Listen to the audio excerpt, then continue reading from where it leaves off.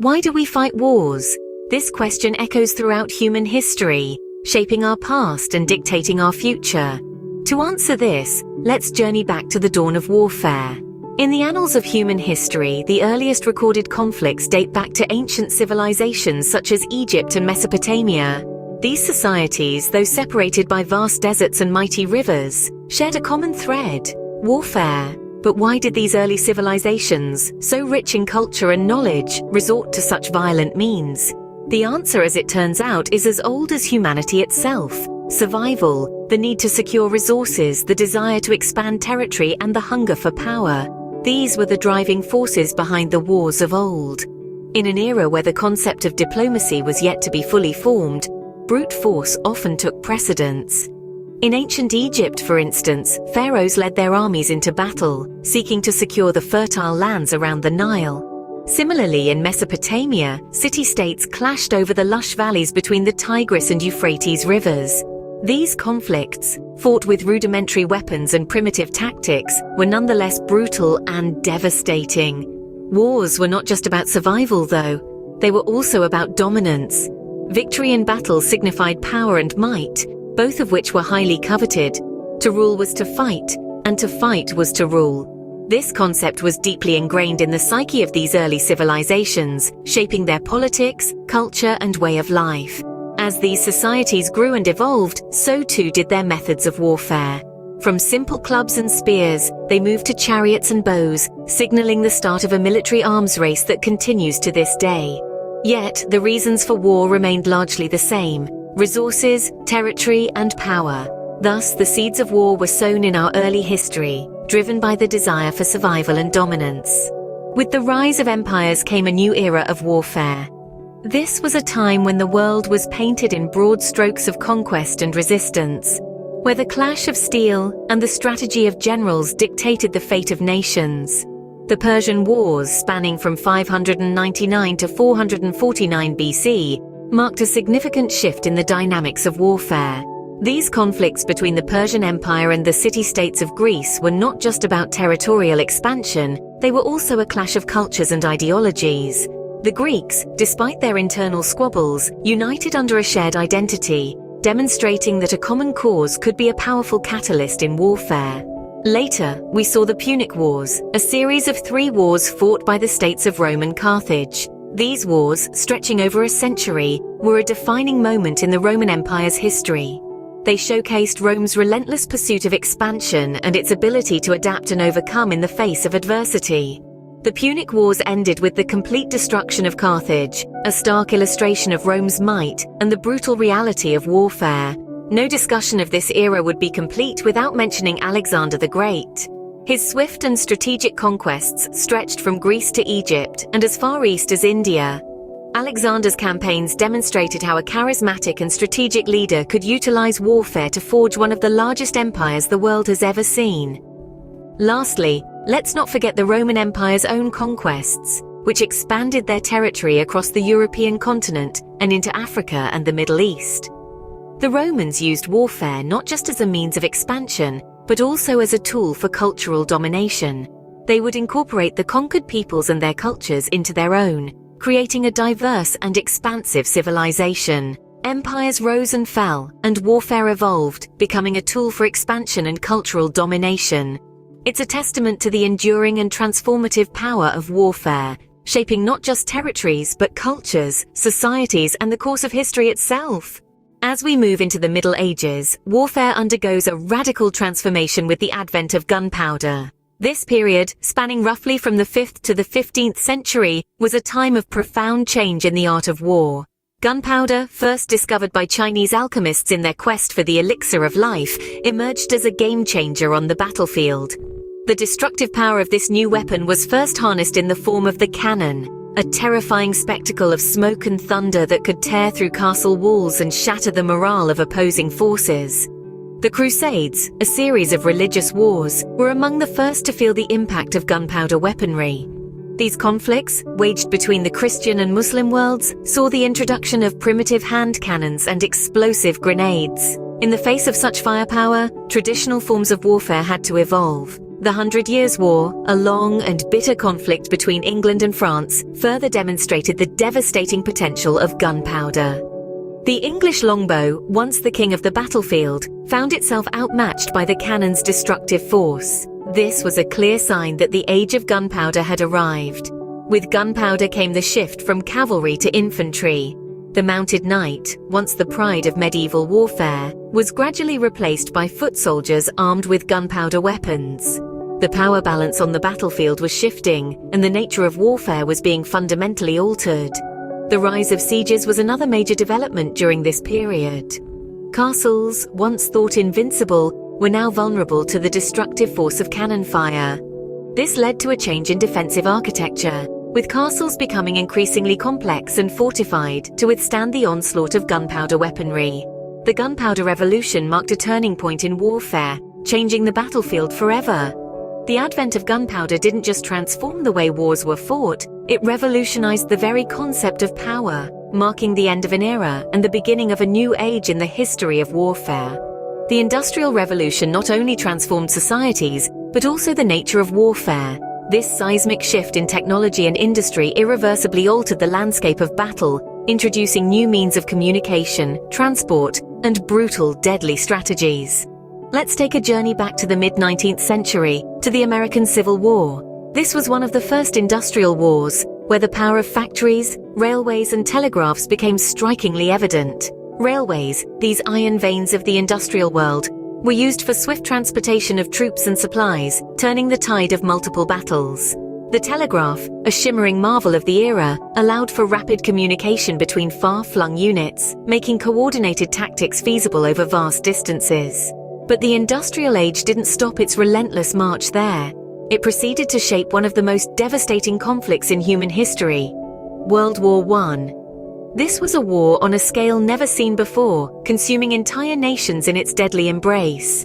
The introduction of trench warfare left an indelible mark on the collective consciousness. Soldiers dug into the earth, creating intricate networks of trenches and fortifications. This strategy aimed to protect troops from the devastating effects of industrialized weapons, but often resulted in stalemates, prolonging the conflict and escalating the human cost. The trenches became a symbol of the brutality and futility of war, a stark contrast to the technological progress that birthed them. Then there were the weapons themselves: artillery guns, machine guns, chemical weapons, all products of the industrial age, all designed to wreak havoc on an unprecedented level. The sheer devastation was a testament to the dangerous marriage of industrial progress and warfare. The industrial age brought about total war, where entire nations were mobilized for battle. It was a time of profound change, a time when the tools of progress were wielded as weapons, when the very fabric of societies was woven into the tapestry of war. It was an era that showed us, in no uncertain terms, the destructive potential of our own ingenuity. The 20th century ushered in an age of warfare that was both global and potentially apocalyptic. The world witnessed a seismic shift in the landscape of warfare during World War II. The use of atomic weapons marked a new epoch. The atomic age had begun, and with it came a chilling new reality. In August of 1945, the United States dropped 2 atomic bombs on the Japanese cities of Hiroshima and Nagasaki. The devastation was immediate and immense, with hundreds of thousands of lives lost within a blink of an eye. This unprecedented use of atomic weapons ended World War II, but it also sparked the beginning of a new type of conflict, the Cold War.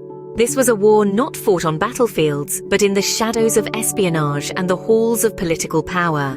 The 2 superpowers, the United States and the Soviet Union, were locked in a tense standoff, each striving for supremacy while avoiding direct confrontation. The Cold War, however, was not just a battle for political and ideological dominance. It was also a race for technological superiority, especially in the field of nuclear weapons. This competition, known as the arms race, saw both sides amassing vast stockpiles of nuclear arms, with each new development escalating the stakes and the potential for destruction. The concept of deterrence became a cornerstone of this era. Each side held off on launching a nuclear attack, knowing that it would result in their own annihilation.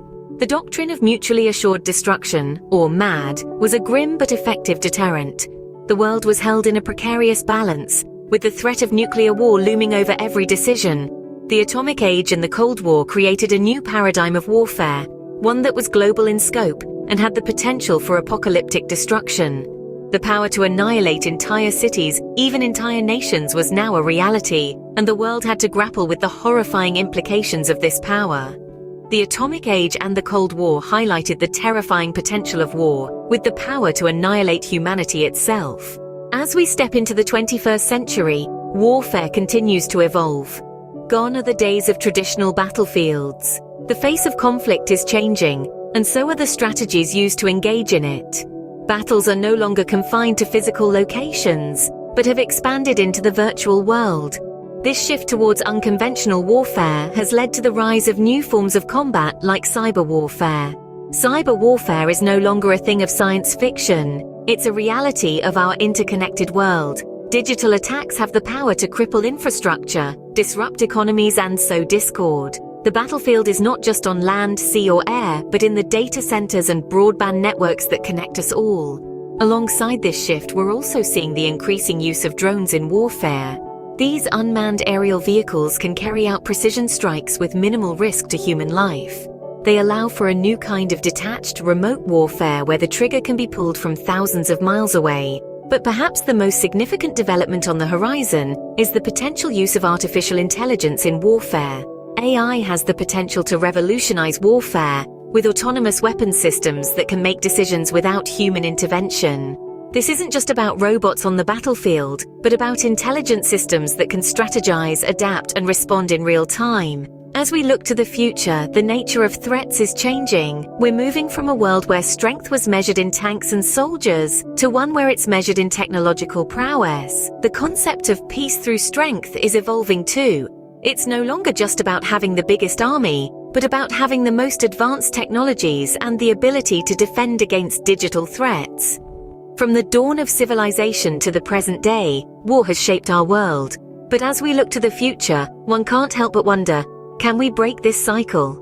We've journeyed through centuries witnessing the evolution of warfare. We've seen the dawn of combat, where our earliest ancestors used stones and sticks, not simply to hunt, but to assert dominion and secure resources.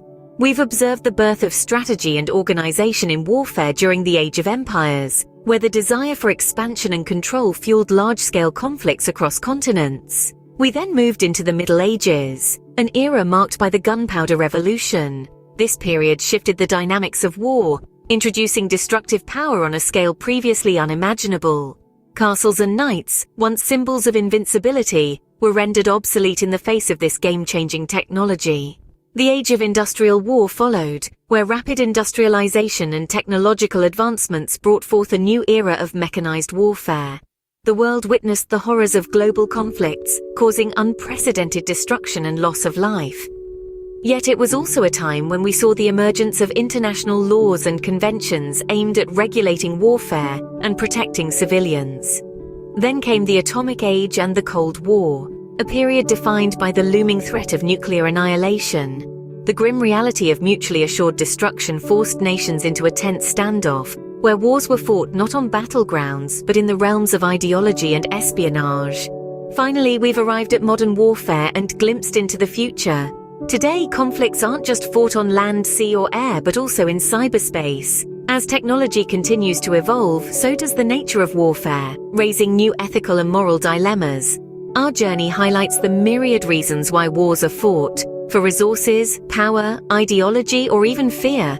We've seen the devastating impacts of war, the loss of life, the destruction, and the scars left on societies and cultures. Yet, we've also seen humanity's resilience, our capacity for change, and our constant pursuit of peace. So we return to the question, why do we fight wars? Is it an inherent part of human nature, or is it a product of the circumstances we create? Can we learn from our past to shape a future devoid of conflict? Or is war an inevitable part of our existence? These are not simple questions, and they demand thoughtful consideration. As we contemplate the history of war, it's not just about understanding our past, but also about shaping a future where conflicts can be resolved without bloodshed.